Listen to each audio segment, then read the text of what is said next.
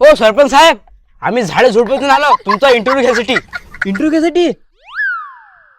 विचारा काय विचारायचं आहे तो.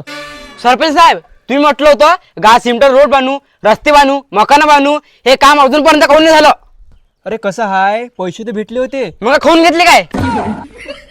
अरे बाबा सांगतो ना, कसं हाय ते पैसे दुसऱ्या कामात लागले. हो, दुसऱ्या कामात लागले पैसे.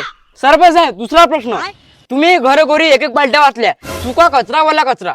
मग सुका कचरा कायच्यात टाकाव आणि सुका कचरा कायच्यात टाकाव?